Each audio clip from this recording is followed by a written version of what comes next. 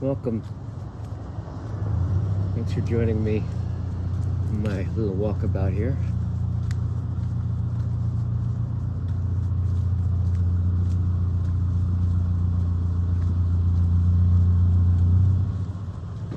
So many kind of threads coming together, and there's something about walking and thought, walking and thinking, that also walking and conversing, walking and talking. So, on one level simple,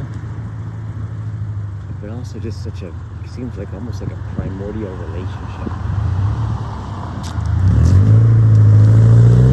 Like, how does it make sense to us such that, say, you're frustrated with something at home, or you get in a fight with your roommate or your partner, and when it says, I'm gonna go for a walk, right? It just makes sense you're gonna do that, right? Well, what are you doing when you go for a walk, right?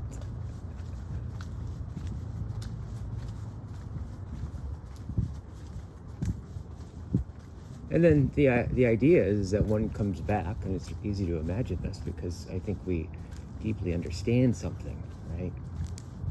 So we come back and we're like, oh, we're a different person.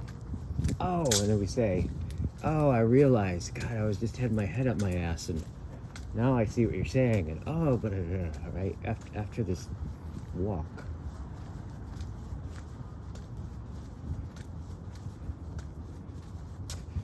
And it's so interesting to me, this goes along with other walks that I've been taking lately,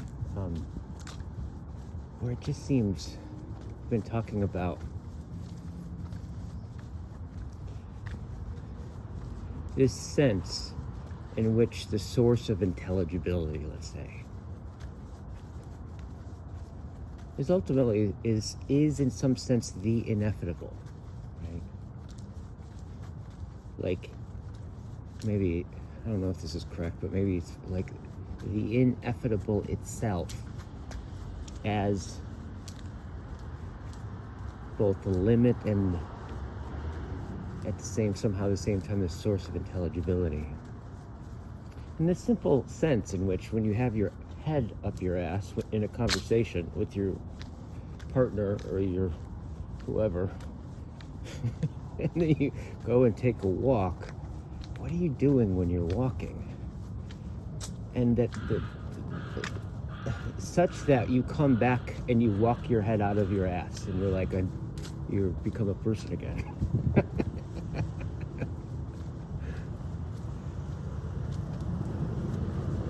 And I think it has to do with something about this very primordial relationship of being a human, which is simultaneously being, as Heidegger would say, a being in the world, and already always finding oneself a self in a self world, all hyphens included. In which only somehow later one realizes one is already in the world. Got this kind of sense of primordial embeddedness in the world, yet at the same time a transparent, like a certain transparency and vulnerability to that, to the very recognition of the sense of the whole of that fact that I'm already embedded in.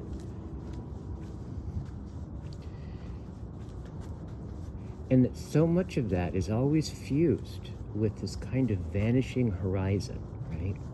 That seems to be so important.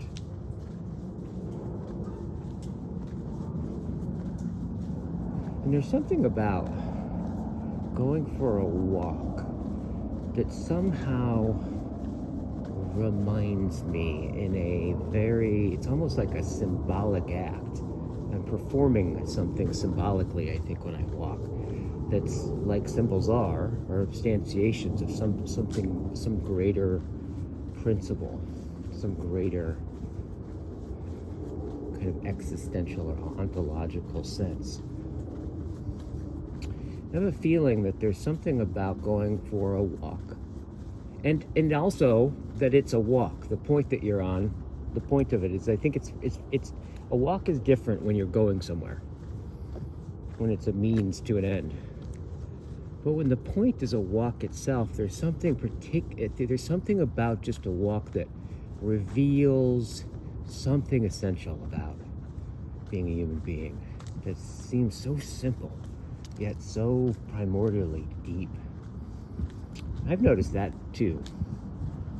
There's this kind of pairing oftentimes with the profoundly simple and the profoundly deep.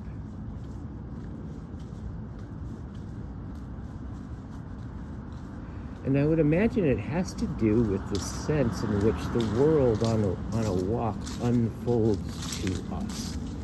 And there's a certain way where, there's a way in which I feel when we're walking, one feels open to be addressed by the neighborhood.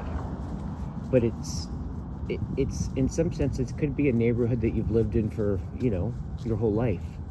Yet you can imagine going on a walk where all of a sudden you notice the particular character of that neighborhood unfolds to you. The whole of that neighborhood unfolds to you somehow all at once, but yet revealed through the moving horizon or the vanishing point of what you're walking towards.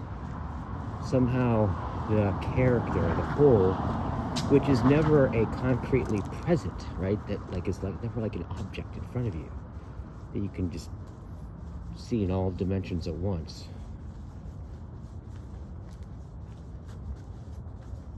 But yet its wholeness is as much revealed in the way it's concealed to you as it is in what's revealed about it. So there's something, and I think that there is really something to that sense of not knowing something, right? Like, and there's an experience, there's this relationship of the unknown. And I think we gotta say, right? I think we gotta say that there are different qualities upon which I can express that relationship with the unknown. There are degrees of quality to that. And I think, in some sense,